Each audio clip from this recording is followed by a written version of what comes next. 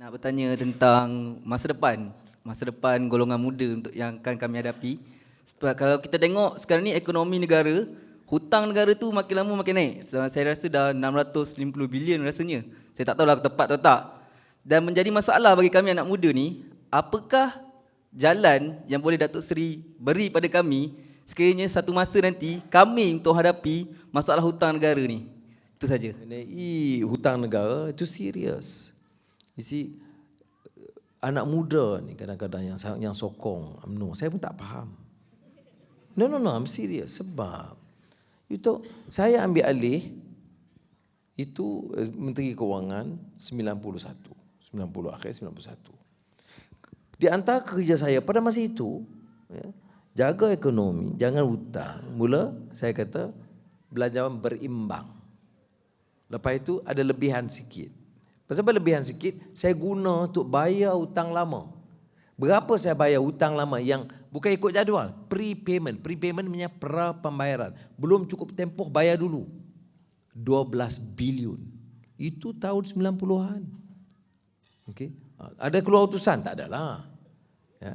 Tetapi 12 bilion dibayar sebab apa? Karena kalau tidak, beban itu kepada generasi akan datang. You are going to pay. Sebab tu saya happy beranak muda, saya kata, saya tidak muda. Ada berapa sesaki tahun ini untuk saya khidmat, tahan, yang lain tu juga kena beban. Ni 500 bilion, 600 bilion ini, dia orang takkan bayar, dia kena bayar, belanja je, tak ada. Oh, nak menang pilihan raya bagi beri. Mau tu ni, okey buat kontrak. Oh 40 bilion 30. Dia tak ada conscience untuk itu. Saya Menteri Kewangan, I realize you belanja ini, kalau wang ada tak apa. Bila you hutang, itu anak-anak kita kena bayar. Dan bukan sedikit. Semua negara berhutang. Tak ada masalah kita, Amerika pun berhutang. Kalau ekonomi itu boleh dijana, Amerika, saya tak kata ekonomi dia urus yang terlalu baik. Tapi California saja, California, one state of California itu bigger than the entire ekonomi ASEAN. Jadi dia punya volume itu, nak banding India, China, Amerika, India pun berhutang, Amerika pun berhutang. You cannot. Dia basisnya lain. Kekuatan ekonomi itu jauh. Kita ini developing. Kita banding Greece boleh. Ya. Jadi karena kekuatan ekonomi kita itu tidak begitu kukuh, utuh. Sebab itu saya tidak setuju amalan boros ni. Tak boleh belanja gitu, cara itu semua. Saya tidak, sudah tahu kan, saya ni kadang-kadang berucap tak macam mana anak muda, kadang dia lebih lantang. Ya. Saya lantang pun tapi saya avoid kadang-kadang personal reference. Ya.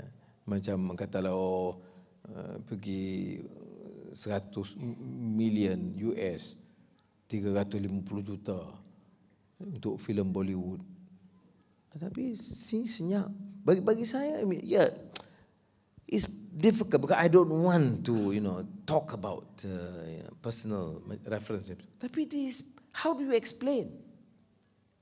Kata kalau anak saya umpamanya, duduk di apartmen harga 10 million dollar di New York. Orang akan tanya, Anwar, kamu cakap ni dari mana duit? Ada, saya sebenarnya menang loteri tiap minggu. Dia tak boleh. Ini saya katakan, bukan saja pemimpin harus ada ethical standard. Rakyat. Kalau anak muda dia tak peduli, that means you don't have any faith, moral values, ethical principles. Cakap agama, pakai okey ada janggut sikit atau pada tudung, tapi tak peduli langsung soal akhlak. Ada problem. You tengok kadang-kadang budak-budak pakai tudung, tapi maki hamu ni. Aku cakap ni pakai tudung buat apa? Saya tak kata tudung tu penting, tapi maknanya dia tak relate. Dia jadi macam fashion. Dia tak relate. This means you tak boleh khianat. Tak boleh. Saya dibayar. Ya ke you ambil lah bayaran tu, you punya masalah. Tapi untuk fitnah orang tu, tak boleh. Jadi saya dalam perkara ini, sudah hutang. It's a serious matter. Sebab tu kita kena tender lah. You tak tender, harga 40 bilion, 50 bilion, mana you tahu? Mana you tahu kata corruption? Saya kata mana you tahu kata 40 bilion? Kalau tender boleh jadi 35. And you know as a rule.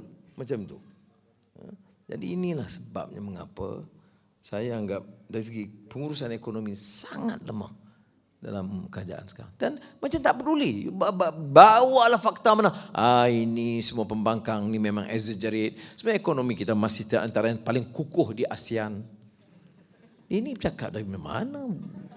Benua mana ni? Ya, kadang-kadang saya duduk di parlimen ni, ya, dengar dia jawab. Sebenarnya ini tidak seperti mana Ketua Pembangkang kata, sebenarnya tentang pelaburan dan keutuhan ekonomi dan standard pendidikan kita di antara terbaik di dunia. Padahal saya baca Paisa Report tu, Okay. Tapi menteri jawab, ini janganlah dengar, ini sebenarnya fitnah jahat daripada Ketua Pembangkang kerana mutu pendidikan kita masih di terbaik dunia. Seronok. Oh, UMNO, tepuk. Saya lama juga politik. Saya pun UMNO juga dulu. Saya timbalan Presiden UMNO. Tapi aku masa tu aku tak ada bodoh macam ni. Yeah. You check. I have never said. Di AP pun ada. Saya tak pernah sebut. You dengar. Bahawa kita adalah negara Islam yang terbaik. Tak pernah saya sebut. Saya tak pernah sebut pemimpin kita adalah Khulafaur Rasyidun. Tak ada. Itu Menteri Ustaz UMNO ada sebut tu.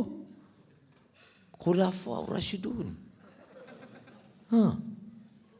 So bila cakap itu jadi melakar kata, memperbodohkan rakyat. Tapi kalau rakyat tahap, betul kata menimba ilmu dan membaca penting. Boleh. Siapa tak sayang pemimpin? Dia boleh sayang. Hormat boleh. Tapi yang lebih sangat saya, kadang-kadang orang tengok, inilah tokoh kita, Tun Sri Anwar, tengok penampilannya. Aku dengar apa aku, sudahlah. Ya, okay, recognition tak apa. Bukan saya. Tapi kadang-kadang lebih sangat, dia akan meniupkan rasa keangkuhan. Ya, kena jaga. Bagi yang sepatutnya, yang betul fakta.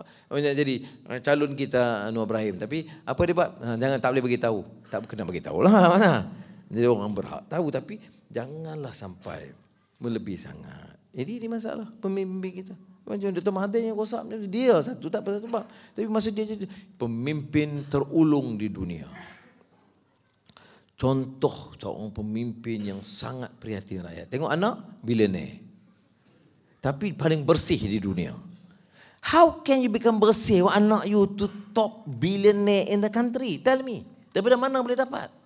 Apa istimewanya? Anak-anak pemimpin besar, semuanya kategori sedara. You take, bukan je dulu, sekarang ni pun dalam dunia. Bukan je Muslim, bukan Islam pun. Mahatma Gandhi, Mandela. Tak malu ke kita cakap Islam ni contoh, hidup Melayu. Tengok apa ni? Kalah kita dari segi akhlak dan moral dengan pemimpin dengan Islam. Ini kena ingat sudah. This is not politics. Ada orang kata, ini you nak. Tidak.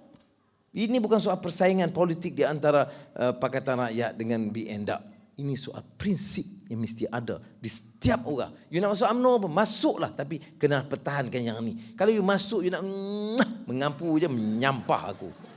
Ya, kena ingat. You see, kena, bukan this is the training kita ada.